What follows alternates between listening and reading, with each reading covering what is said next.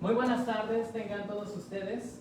A nombre de la presidenta Tonantzin Fernández Díaz, les damos la bienvenida a una entrega más de nuestro ciclo de conferencias por parte del Museo Casa Caballero Aguilar. El día de hoy contamos con la presencia de nuestra secretaria de Turismo, Cultura y Desarrollo Económico, Noemí Luna. Buenas tardes y bienvenidos. Nuestro director de Cultura, Eric Reyes Huitzil, quien nos dará un pequeño mensaje.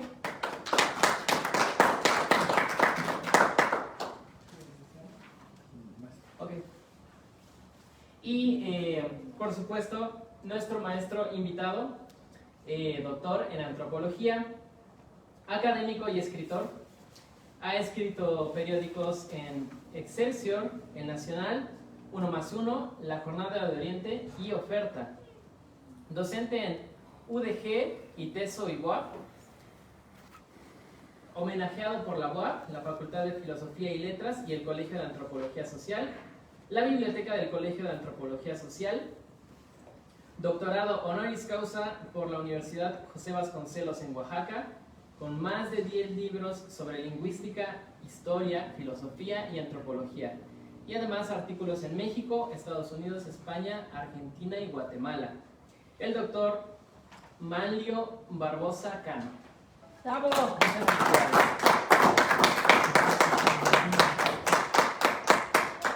Quien nos dará la conferencia sobre astronomía en el llamado Códice Borgia, elaborado en Cholula. Para el domingo. Pues buenas tardes, bienvenidos a su casa. Nosotros en la Dirección de Cultura, junto con la compañía de nuestra secretaria, el encargado del museo, y principalmente pues doctor Mario, bienvenido a esta tierra sagrada de Cholula. Pues empezamos el círculo de conferencias, invitamos a toda la gente que guste participar, que guste dar, pues saber su punto de opinión, de conocimiento, de sabiduría a las futuras generaciones y a las generaciones que están en pie sobre parte indispensable de la gran Cholula o de otros temas que gusten apoyar, compartirnos. Están las puertas abiertas en esta su casa y pues bienvenido. Los voy a ver, también traen aquí el sonido del caracol, el sonido del aliento divino y principalmente pues también los temas importantes de los códices de los amushlis que pues todavía se leen, que todavía pues hay gente que todavía los escribe o los dibuja. Recordemos que todo es pictográfico, nuestras ideas, nuestros pensamientos originarios lo van con dibujos, ¿no? Porque es más aparte de la interpretación. Entonces, bienvenidos y pues vamos a pedir que tengan sus celulares, que le puedan poner el volumen bajo para que no interrumpamos la conferencia. Pues bienvenidos, Chimopanol. Cedemos la palabra al doctor Mario. Muchas gracias. Gracias. Bien, antes de comenzar vamos a cederle la palabra al aliento divino con el toque de caracol. Vamos a dar inicio a que usted pueda proseguir con su plática. Si nos ponemos de pie un segundo.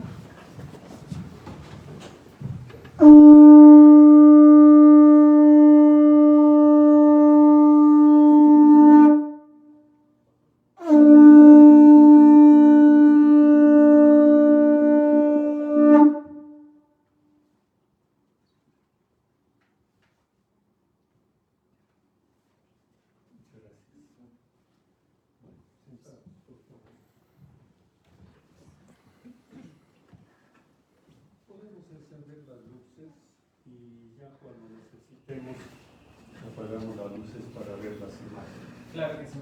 Por favor. En primer lugar, quiero agradecer la invitación. Es un honor para mí estar en Cholula, la ciudad sagrada del mundo mesoamericano. Quiero enviar un saludo muy cordial a la presidenta municipal Tonantzin, quien presentó mi libro, otro libro, en el Congreso del Estado de Puebla. Me siento como el gran guerrero Ocho venado, garra de tigre, el gran conquistador mixteco que dominó una gran parte del mundo antiguo, que vino a Cholula y recibió aquí la máxima condecoración en el septum de la nariz. Aquí fue condecorado ocho venado, garra de tigre.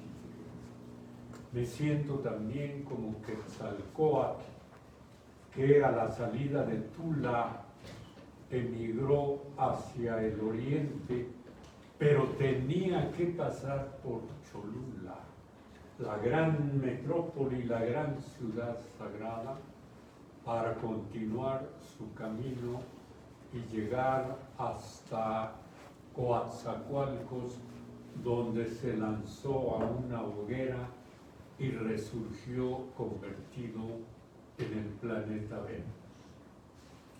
Voy a hablarles de un acontecimiento histórico y científico excepcional. En el mundo antiguo se observó, como seguimos observando, que el sol sale del oriente, transcurre la bóveda celeste y se oculta en el poniente. Entonces, la impresión general era que el sol estaba girando alrededor de la Tierra. Pero hay una categoría filosófica muy importante que refiere a la diferencia entre la apariencia y la esencia. No siempre lo que vemos coincide con la esencia profunda de los fenómenos. Y este es el caso del sistema solar. Aparentemente vemos el Sol transcurrir por nuestra bóveda celeste, gracias. Pero en realidad somos nosotros, es la Tierra, la que está girando alrededor del Sol. En el transcurso de los tiempos, los filósofos, los astrónomos, los matemáticos, los científicos de la antigüedad, pues empezaron a observar, a hacer registros. Tenemos registros de Mesopotamia, quizás ahí los mesopotamios antiguos fundaron la astronomía. Y de ahí pasó a los griegos y después al mundo occidental. Pero no pudieron conocer la realidad acerca de la estructura del sistema solar. Y la hazaña científica de descubrir la estructura heliocéntrica del universo, de nuestro sistema solar, la realizaron los astrónomos, los científicos mexicanos, no solo del centro de México, sino los astrónomos, los científicos zapotecos, mixtecas, mayas, totonacas, que se reunían regularmente en congresos para discutir sus avances, sus investigaciones. Y llegaban a conclusiones y así fueron capaces de elaborar el calendario más exacto en la historia universal. Está en duda todavía si los relojes atómicos son más precisos que el calendario maya en relación a la duración del año solar. Bueno, ¿por qué esta hazaña científica no se ha dado a conocer? Voy a contextualizar un poco el contexto, la situación histórica, social, política del contacto que absurdamente se le llamó el descubrimiento de América. En el siglo XV, XVI, en Europa se realiza una serie de movimientos económicos, sociales y políticos, entre ellos la llamada reforma religiosa. Todos creo que conocemos la figura importante de Lutero, que se opuso a la corrupción que había en el Vaticano y terminó por fundar el protestantismo, y así surgió el calvinismo y otras expresiones religiosas que se apartaron del catolicismo. El Papa Sixto V reaccionó violentamente y dijo, en una de sus bulas, dijo: el protestantismo es una pestilencia. Y se desató un movimiento, la contrarreforma, o sea, la lucha por eliminar al protestantismo y que el catolicismo fuera la única religión que predominara. Recordemos, por ejemplo, que el rey Felipe II armó una fantástica conjunto de naves, de barcos, le llamó la Armada Invencible, con la que iba a conquistar Inglaterra, que ya en Inglaterra el rey Enrique VIII había declarado la religión anglicana, y el rey o la reina son la cabeza de la iglesia y están completamente separadas del catolicismo.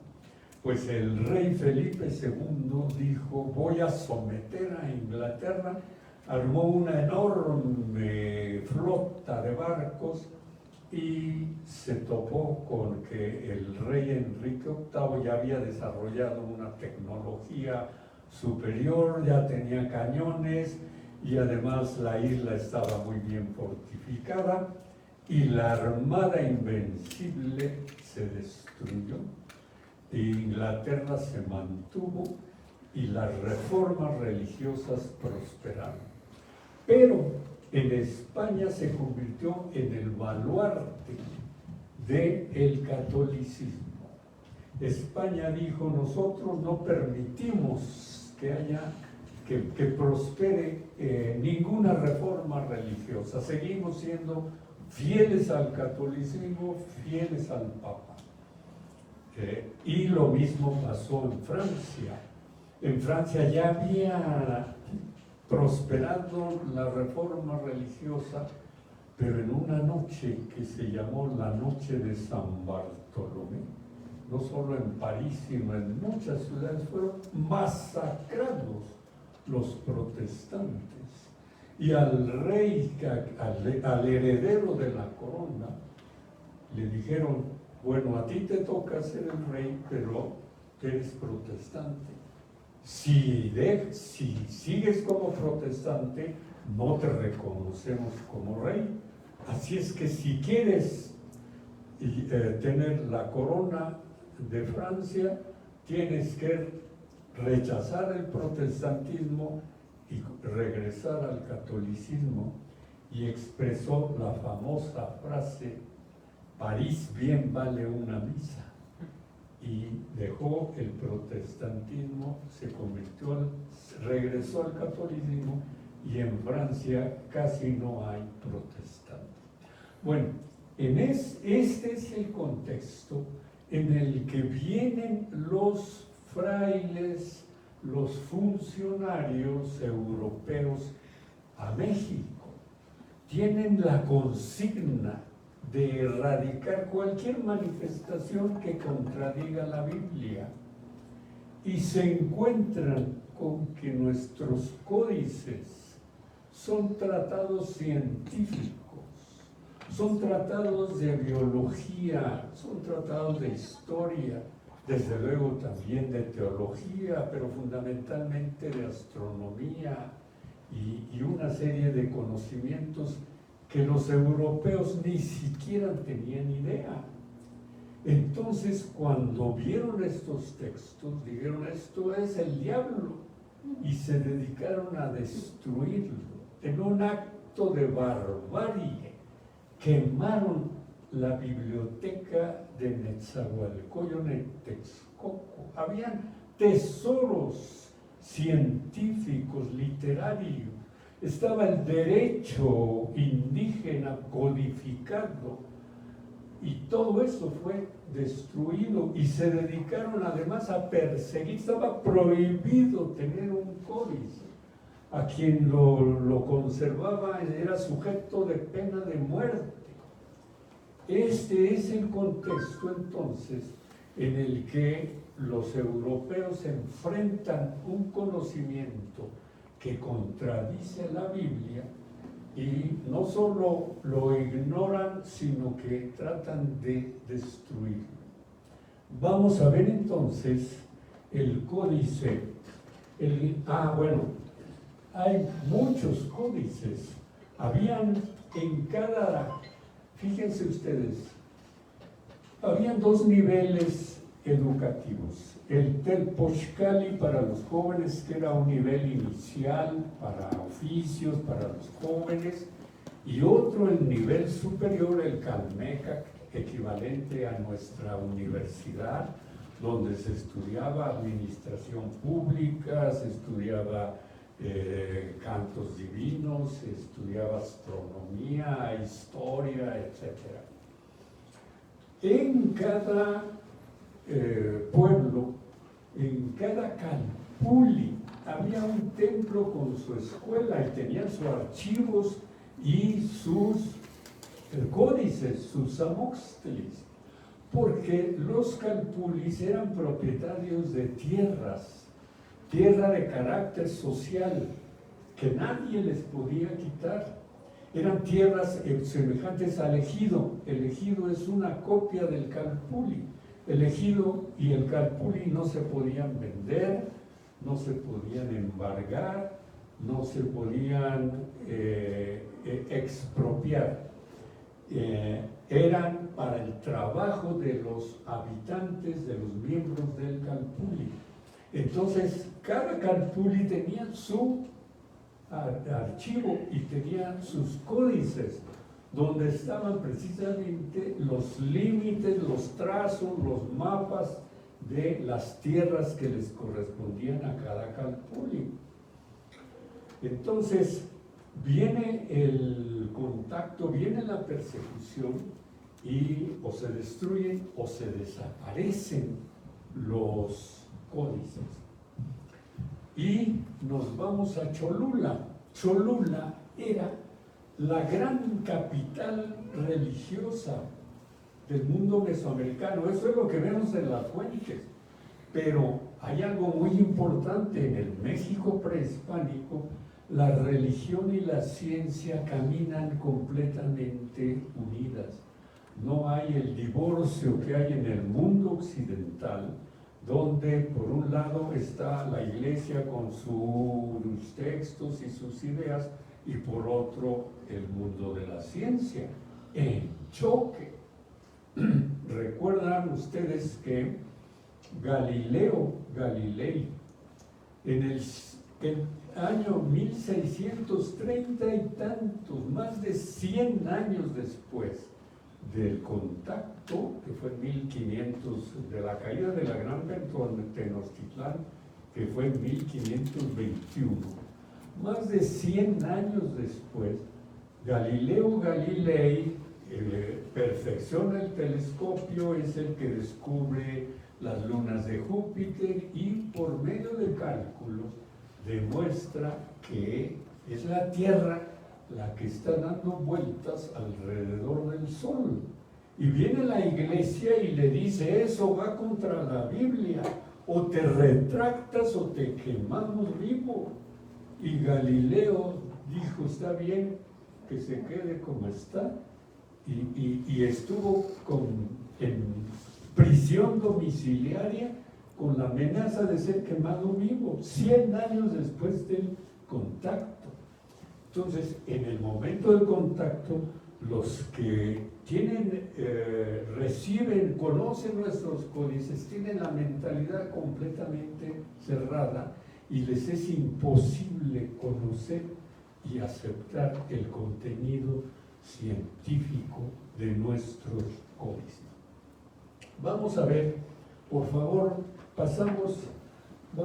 quiero mostrarles, esto es un artículo que estoy publicando y aquí menciono pues algunos datos generales. Bueno, miren, aquí está algo sobre Cholula. Les decía yo que Cholula es la gran metrópoli, es el centro de el culto religioso en Mesoamérica. Pero, como les decía, la ciencia y la religión están perfectamente unidas, no hay ninguna separación.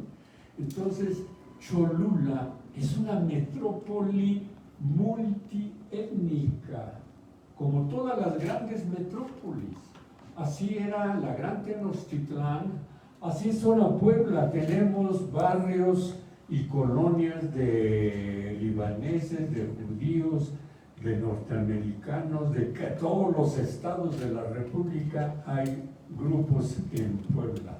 Ya no se diga en Los Ángeles, en Nueva York, hay gente de todo el mundo. Eso es la característica de una gran metrópoli, así era Cholula.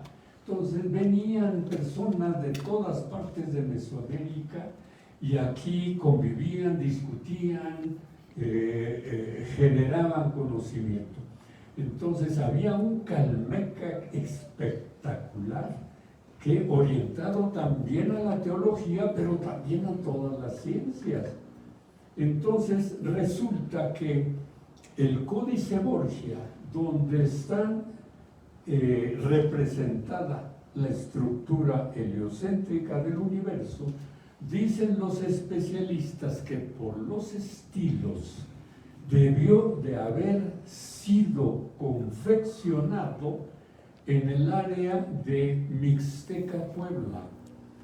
La cerámica y muchos objetos de la producción mesoamericana tienen un estilo que corresponde a una región, parte de Puebla y parte de Oaxaca. Era una unidad cultural, había un contacto directo. Entonces, ese es el estilo del Códice Borgia. Por lo tanto, el Códice Borgia, estoy yo absolutamente seguro que fue elaborado en Cholula por los científicos que aquí se reunían y convivían.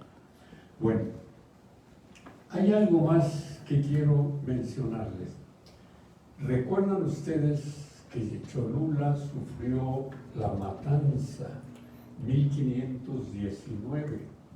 Se habla, pues todavía no está clara los detalles de qué y por qué ocurrió. Lo que sí sabemos es que hubo una matanza por parte de los españoles de cholultecas. Sin embargo, y esto que les voy a decir lo dice Hermosillo, el que editó y comentó el Códice Cholula, no se habla de la quema de los códices en Cholula. Y sin embargo, no hay absolutamente nada, ningún documento se conserva en Cholula después de la matanza. ¿Qué pasó? Con toda seguridad se llevaron los archivos y las bibliotecas.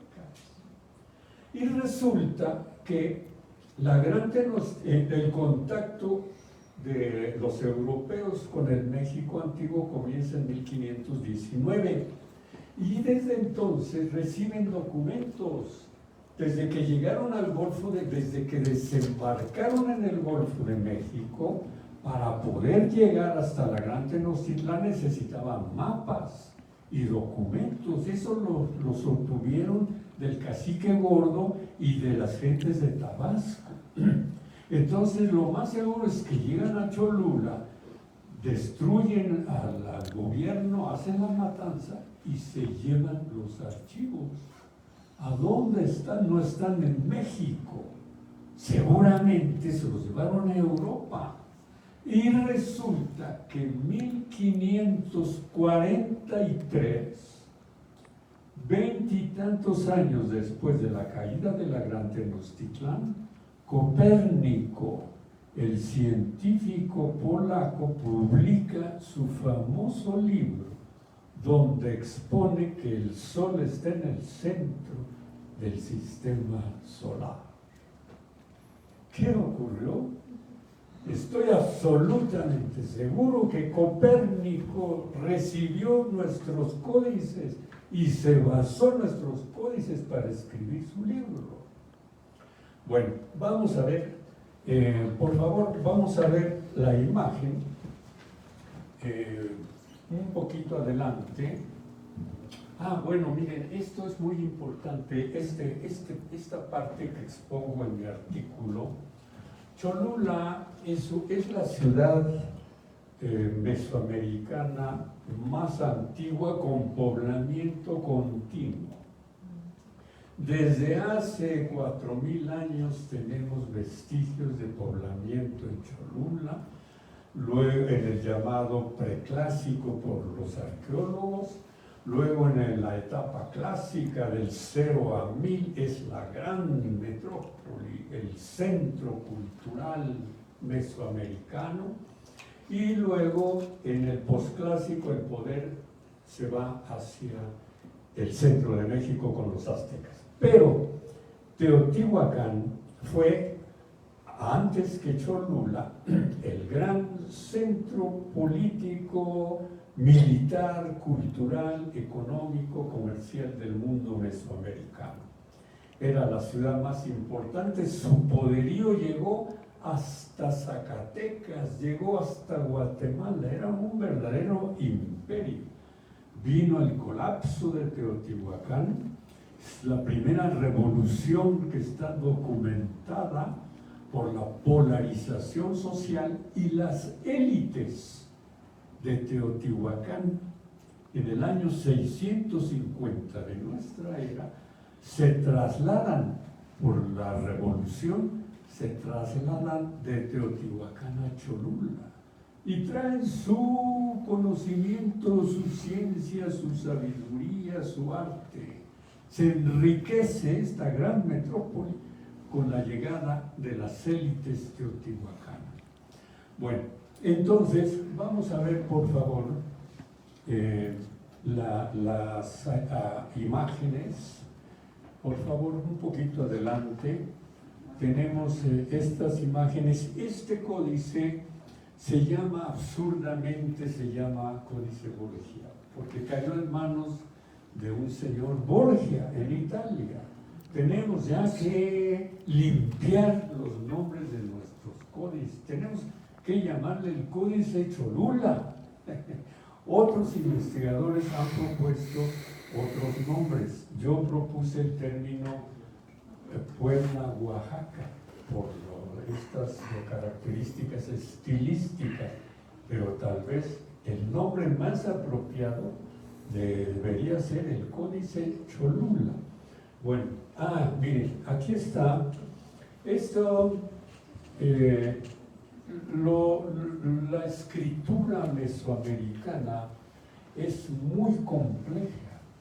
Los que se han acercado apenas se han asomado a detalles nada más de los contenidos de nuestros códices.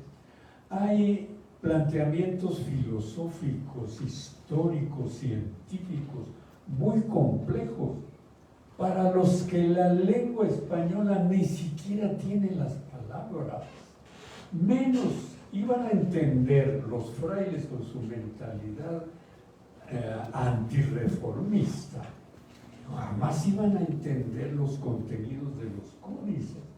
Ahora, yo he estado leyendo con cuidado los códices y veo que los grandes especialistas, por ejemplo, Miguel León Portilla, un destacadísimo investigador, dominaba perfectamente la lengua náhuatl. Cuando se escriben los códices, apenas está asomándose, no puede interpretar la mayoría de los signos, de los ideogramas que están en los códices. Eso está por interpretarse, por traducirse. Entonces, miren, aquí tenemos un ejemplo. Tenemos aquí unas figuras, por ejemplo, en este cuadrete. Sí podemos ya conocer, ¿verdad?, interpretar que las serpientes corresponden a eras históricas. Bueno, ahora, aquí tenemos este personaje que tiene una máscara, personaje humano con una máscara, con unos picos. Esto se asocia con el concepto de viento y con el gran concepto de Quetzalcóatl. Bueno, ahí sí podemos estar seguros. Pero, ¿qué significa precisamente estas volutas? ¿Qué significa este brasero, estas líneas? ¿Qué significan los adornos de las serpientes? Eso está por interpretarse. Eso no se sabe los significados. Bueno, entonces resulta que aquí tenemos eras históricas. En esta era está representada, no sé si la podríamos voltear o creo que hay otra que está solita. Sí, creo que la siguiente está sola, por favor. Bueno, aquí está, si la podríamos voltear, si no, así la podemos describir. No, bueno, de acuerdo. Perfectamente, gracias. Miren, aquí tenemos esta figura de mujer, ¿verdad? Está desnuda, con el torso, con los senos descubiertos. Aquí claramente sabemos que se trata de una mujer. En los códices, la tierra está representada como una mujer desnuda. Así lo hizo también Diego Rivera en los murales de la Universidad Agrícola de Chapingo. Una de sus obras más logradas de Diego Rivera, la tierra esperando ser trabajada, ser fecundada. Bueno, entonces tenemos aquí por un lado la representación de la tierra. Tenemos el signo de Olin, del movimiento, que es esa cruz. También tenemos la seguridad de que ese signo Olin significa movimiento, pero que también está asociada al sol. Otro dato que tenemos, que conocemos con seguridad, son las huellas humanas. Las huellas humanas significan movimiento, migración, tránsito. Entonces, esto que les voy a exponer no es conclusión mía. Esto lo tomé de un gran investigador del siglo XIX que se llama Miguel Otón de Mendizábal. Yo estoy exponiendo su descubrimiento. Lo que yo agrego es que lo que yo expongo es que esta hazaña científica tuvo lugar en Cholula. Bueno, vamos a hacer entonces el ejercicio de interpretación. Tenemos la Tierra, muy importante porque tiene la condecoración, tiene el septum perforado con esta insignia que era de la mayor relevancia, y un tocado que todavía no podemos interpretar cabalmente. Bueno, ¿qué ocurre entonces? Tenemos aquí la Tierra con las huellas de pies. ¿Qué está indicando? Que la Tierra está girando sobre su eje. ¿Cómo ocurre? Y por eso tenemos la noche y el día. Pero además, la Tierra está girando alrededor del Sol, representado por el ideograma Oli. Entonces tenemos nada menos que la representación de la estructura heliocéntrica de nuestro sistema solar. Estamos girando sobre nuestro eje y cada 365 días le damos la vuelta al Sol. Bueno, vamos a regresar por favor a ver las demás imágenes.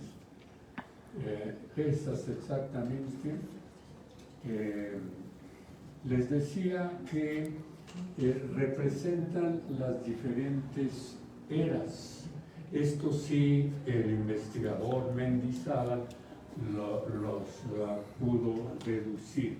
Y estas figuras representan a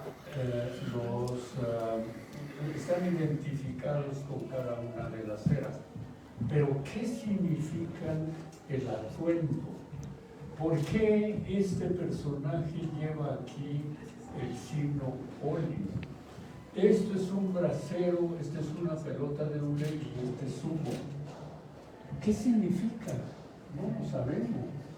Hay un planteamiento filosófico con un matiz religioso muy profundo que desconocemos y esperamos que los jóvenes se interesen por la investigación, que rompan estos moldes, que salgamos de las estrechas ideas que expresaron, por ejemplo, los cronistas. Ahora los investigadores dicen las fuentes. ¿Cuáles son las fuentes? Son los libros de Bernardino de Sahagún, de Fray Diego Urán, de Mendieta.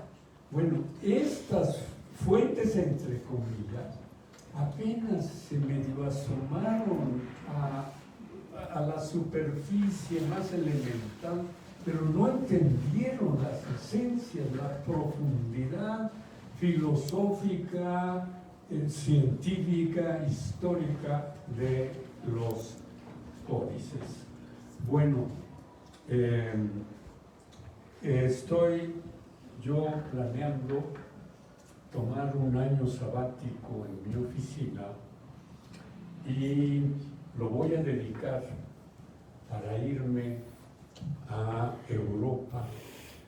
Voy a estar viviendo en el lugar de Copérnico. Voy a buscar entrar a su archivo, a cómo se documentó Copérnico, y les aseguro que voy a encontrar un códice como el Borgia para demostrar definitivamente que Copérnico se basó en la ciencia mesoamericana para escribir su libro, que fue una revolución en Europa. Se habla de la revolución copernicana. Y no les estoy hablando por sentimiento, sino por conocimiento histórico. Yo creo que todos conocemos la colonia Cabrera en Atlixco, los viveros de Atlixco. ¿Saben ustedes quién fundó el vivero de Atlixco? ¿Alguien tiene idea? Lo fundaron los señores aztecas. En el México prehispánico habían jardines botánicos, lugares de investigación científica de plantas medicinales, industriales, alimenticias, de ornato. Se experimentaban y de ahí se mandaban a diferentes lugares. Los señores Moctezuma I, sus sucesores fundaron Netzahualcóyotl, tenía su jardín botánico en Texcotzingo. Y, por ejemplo, el de Huaxtepec, el señor Moctezuma iba a Huaxtepec y además era como su lugar de recreación, a disfrutar de las plantas, de las aguas, del clima templado de Morelos. El Jardín Botánico de Huauchinango también fue fundado por los señores de la Triple Alianza. Y cuando llegan los europeos, conocen este modelo científico botánico y se lo llevan a Europa. Y 20 años después de la caída de la Gran Tenochtitlán, aparecen los primeros jardines botánicos en Italia, en Pisa y en Padua. Es la prueba fehaciente del impacto de la ciencia mesoamericana en la ciencia europea. Yo acabo de tener una experiencia que me impactó. Acabo de estar en Egipto, pero el viaje, el tour, incluyó pasar por Madrid. Y entonces dijeron, bueno, pues vamos a cenar al centro de Madrid. Y resulta que se llama la Plaza Mayor. Ahí está la estatua del rey Felipe III, que fue el que instaló el poder de la corona en este lugar. ¿Por qué está allí la estatua del rey? Porque los árabes conquistaron toda la península europea y tal vez parte de Europa en el año 713 por ahí. Y fundaron en el centro de la península ibérica lo que se llamó el Magreb. Era una fortaleza en el centro, el lugar estratégico para movilizar tropas, para sofocar rebeliones a distancias iguales. Esa fortaleza, cuando creció el poder de los árabes en Europa, se amplió y se hizo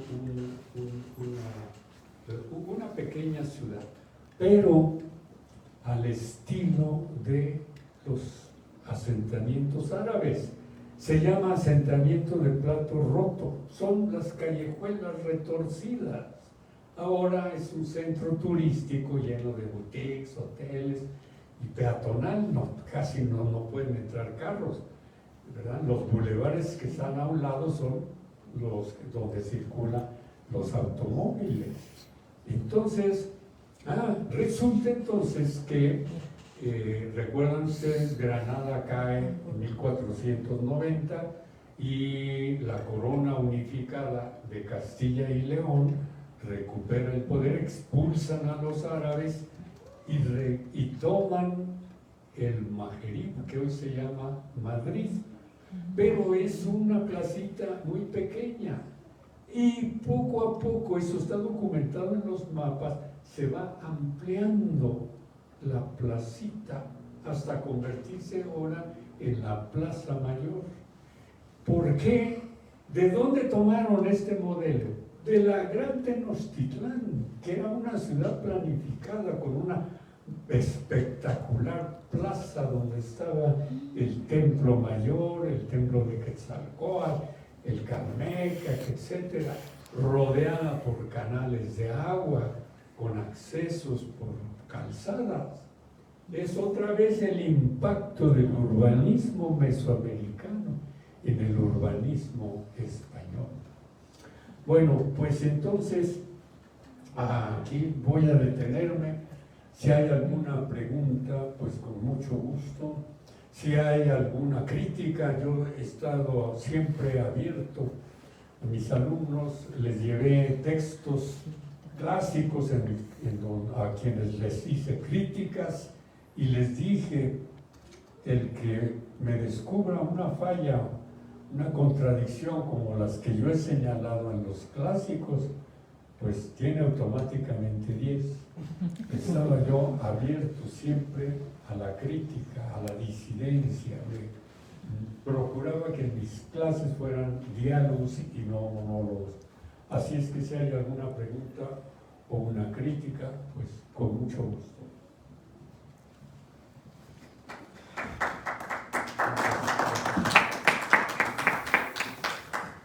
Sí, adelante, por favor. Bueno.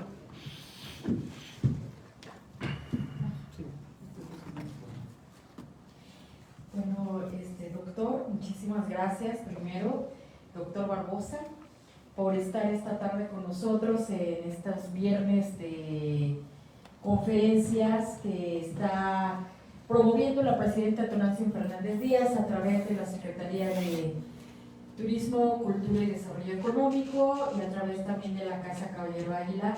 Muchísimas gracias a todos. Muchísimas gracias, doctor.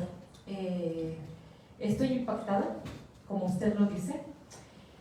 Cholula sabemos que es una ciudad sagrada, la ciudad más antigua, viva, que existe, no estoy segura si no solamente en el país, sino en Latinoamérica, en el continente, y es de verdad un honor vivir en esta ciudad de Cholula. A mí me gustaría, doctor, por favor, que pudiera profundizar un poco más, porque yo esperaba, independientemente de que nos hablara del códice, que nos hablaran más de lo que usted está diciendo, que este códice fue hecho aquí en Cholula. ¿De qué habla el códice? Por favor. Sí, mire, muy buena pregunta que me permite completar mi exposición. El códice contiene una serie de láminas muy complejas que nadie sabe todavía qué significan. Los editores europeos, Ferdinand Anders y Jansen y Luis Reyes, lo editaron, pero es una edición muy pobre, son comentarios muy pobres que no nos explican el contenido ni la profundidad del códice. Ellos dividen el códice en una serie de capítulos. Hay muchas figuras, son sobre todo figuras.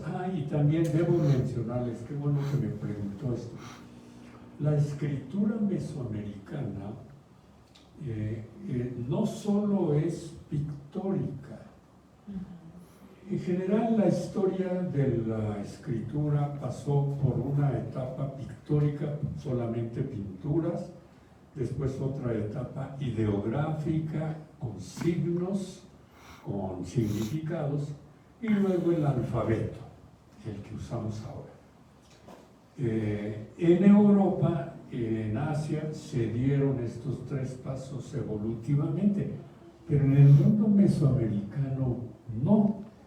En el mundo mesoamericano se conservaron la tradición pictórica, la tradición ideográfica y la tradición fonética. Incluye estos tres modelos de escritura en los códices. Por eso es que los europeos se chocaron y nunca pudieron entender porque estaban buscando el alfabeto, no lo iban a encontrar. Entonces se combinan sonidos alfabéticos con ideogramas y con pinturas, como lo vemos acá, ¿verdad? Aquí tenemos solamente el aspecto pictórico e ideográfico, pero en otros sí tenemos también los elementos fonéticos.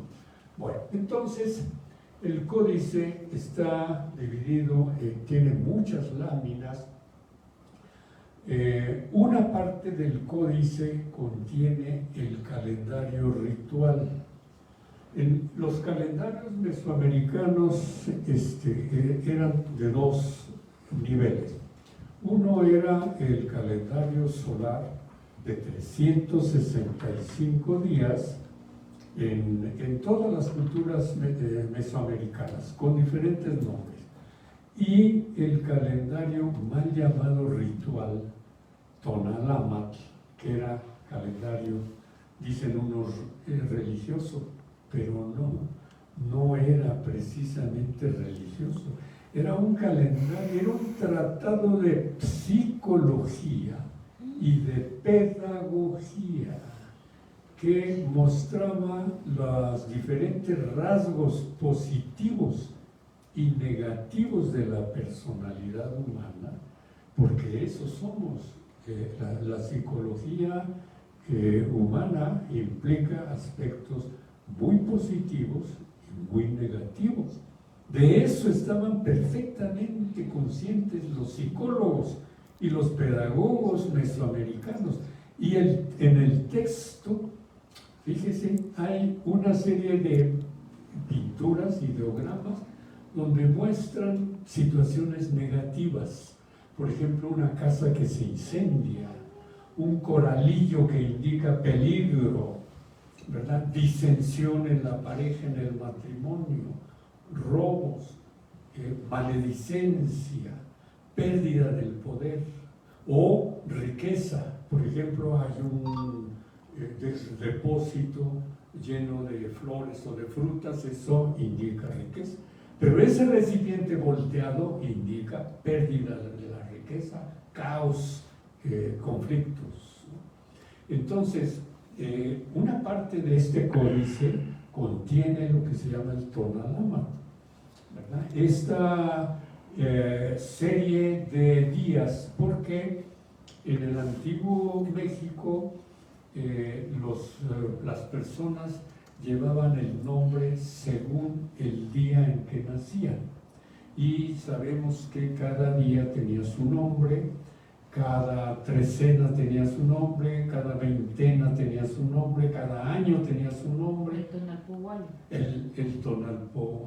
El Tonalpohualli era el calendario religioso, perdón, civil, y el Tonalámatl era el calendario, digamos, psicológico, pedagógico, mal llamado religioso. Entonces, cada día, decía yo, tenía su nombre. Entonces, el día en que uno nacía era el nombre que le correspondía. Por ejemplo, el señor Quetzalcóatl tiene por nombre Céacatl, porque nació en un día, C1 Cacalcaña, 1 Caña.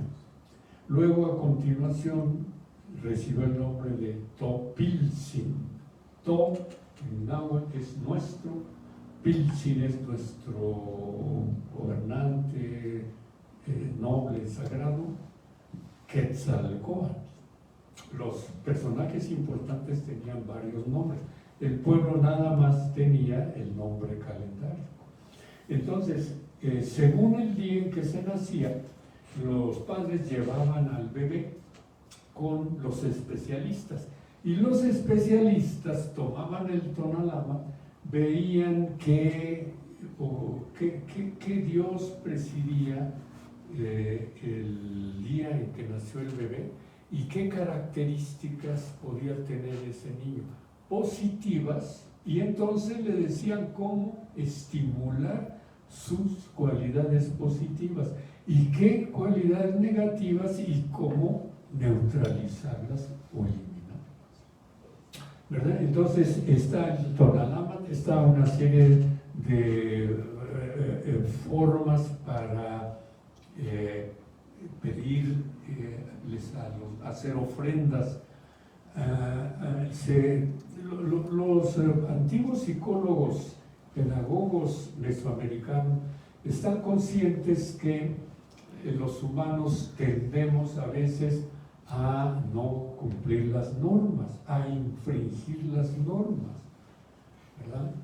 A veces hay situaciones inevitables, hay conflictos, y entonces dan una serie de normas y reglas para hacer penitencia, para corregir esas tendencias negativas.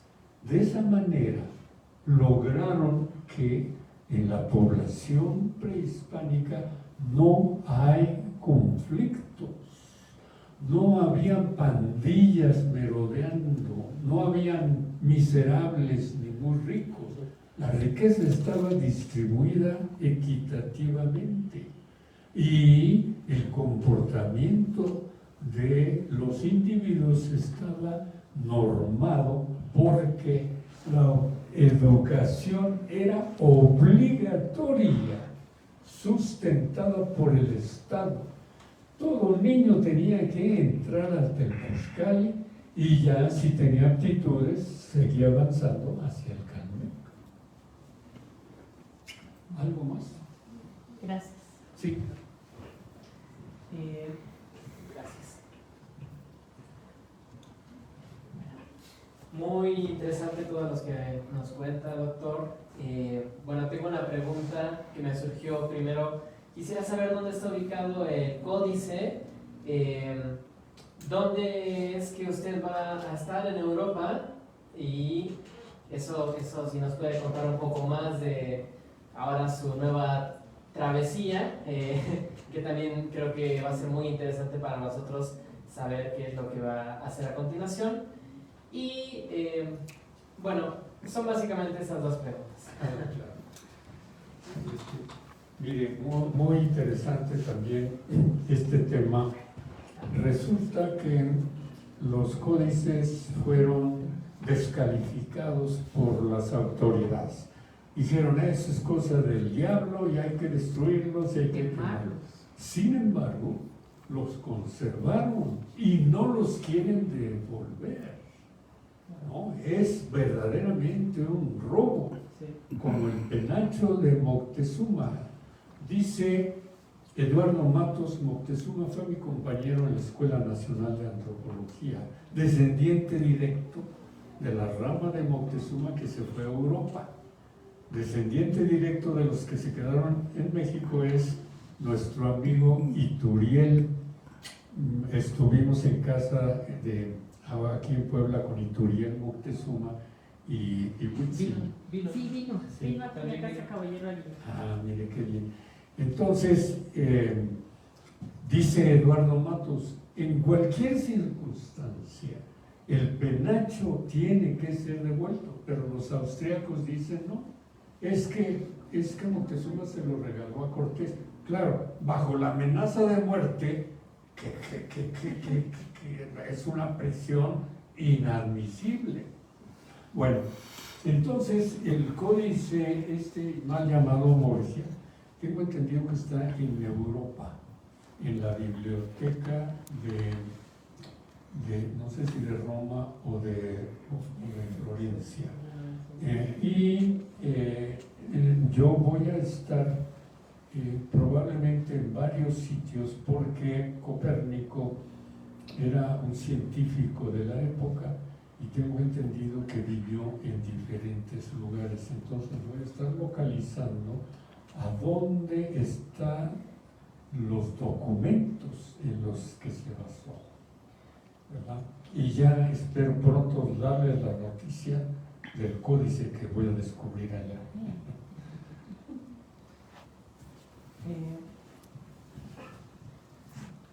posiblemente parte de sus documentos estén en Dinamarca, que fue uno de los lugares donde él estuvo, en Copenhague. Y ya me acuerdo de la otra pregunta. Usted menciona que el códice debería de llamarse Puebla, Oaxaca. ¿Podría decirnos brevemente algunos de los elementos que dan noción de que sea de Puebla y otros de Oaxaca? Sí. En tiempos prehispánicos había un mosaico cultural mesoamericano muy definido. Estaba el altiplano, ¿verdad?, con la lengua náhuatl, dominado por los aztecas y con muchos grupos que inmigraron. Estaba además la nación y cultura totonaca, la zapoteca, la mixteca, la maya, la tarasca. El occidente, quizá no muy definido, pero también con sus rasgos. Entonces, la región colindante de Puebla, de tradición náhuatl. Decimos náhuatl cuando nos referimos al grupo, a la gente, a la cultura. Y náhuatl con TL cuando nos referimos a la lengua. Entonces, la cultura náhuatl de Puebla estuvo en contacto muy estrecho con la cultura mixteca de Oaxaca. Mixteca, sobre todo mixteca. Es un área cultural que está en constante interacción. Los comerciantes, los posteca, están llevando productos de esta región para allá y trayendo. Vienen personas a Cholula, a los santuarios de Cholula. Y hay una cerámica muy bella que se llama estilo Mixteca Puebla. Y en los documentos también se percibe este estilo Mixteca Puebla. Por lo tanto, por eso dijeron algunos especialistas, el códice tuvo que haber sido elaborado en la región Mixteca Puebla. Pero en la región Mixteca Puebla, la ciudad más importante era Cholula. Sí, Monte Albán fue importante, sí, Coixtlahuaca, etcétera, pero no de la importancia de Cholula. Entonces, y además aquí había un calmeca de la máximo nivel educativo. Aquí estaban los científicos, los botánicos, los astrónomos, los matemáticos. Por eso mi deducción es que este códice seguramente fue elaborado aquí en Cholula. Muchas gracias. Perdón. ¿Alguien más tiene alguna pregunta?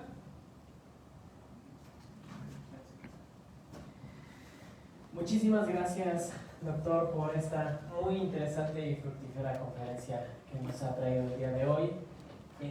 Una vez más, a nombre de nuestra presidenta constitucional, la licenciada Nancy Fernández Díaz, le damos las gracias, primero por presentarse. Nos da muchísimo gusto que continúe sus estudios ahora en Europa y viendo hacia nuevas perspectivas. Y bueno, siéntase bienvenido aquí en el Museo Casa Caballero Águila, en el recinto en general de Cholula, que esta es su casa, y esperamos que cuando vuelva nos traiga los avances de sus nuevas investigaciones. Muchísimas gracias. Gracias. Muy bien. Ahora, si le parece, tomaremos una foto. ¿Qué tal si de allá para acá? ¿Cómo ves? ¿Qué te parece? Apagamos el proyector.